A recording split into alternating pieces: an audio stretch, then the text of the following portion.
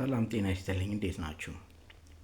ዛሬ ባለፈው ቀጥላለሁ ካልኩት ትቼ ዛሬ በሌላ ጉዳይ እንግዲህ ህይወት ወደ መራችኝ በአንድ ጉዳይ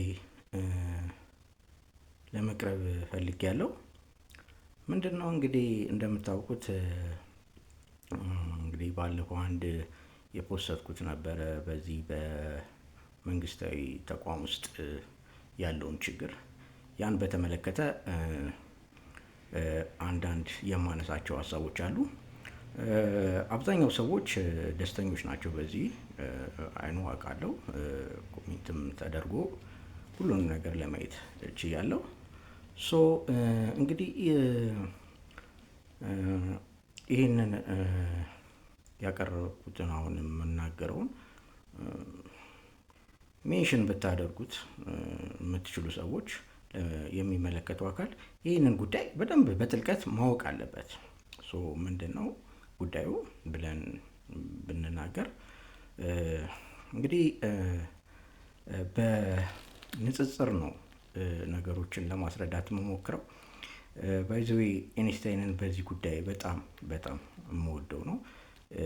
ቲዮሪው እንዳለ ሆኖ ማለት ነው። እዛ ውስጥ ሳንገባ ግን ብዙ ነገሮችን እንዳስተውል ረድቶኛል።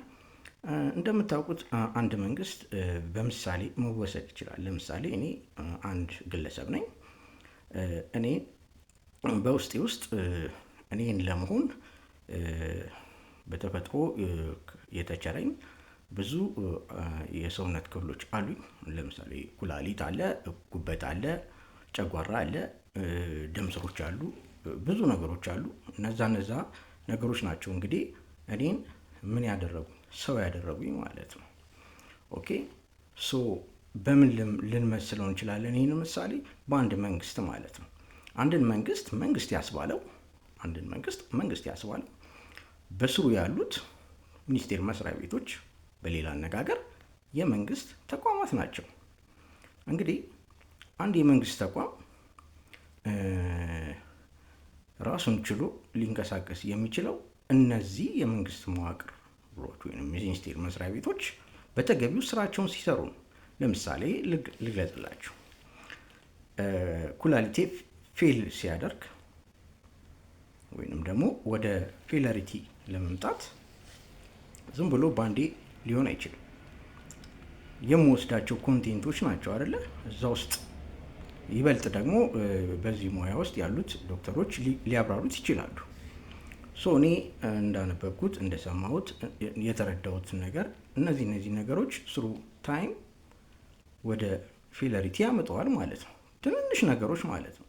ጀስት ላይክ የመንግስት መዋቅር ውስጥ ያሉ መስሪያ ቤቶች የእያንዳንዱ ግለሰብ ችግር አለመፈታት የተወሳሰቡ ጉዳዮች ቀስ እያሉ እያገረሹ በሽታ ይሆናሉ ማለት ነው፣ ይስፋፋሉ።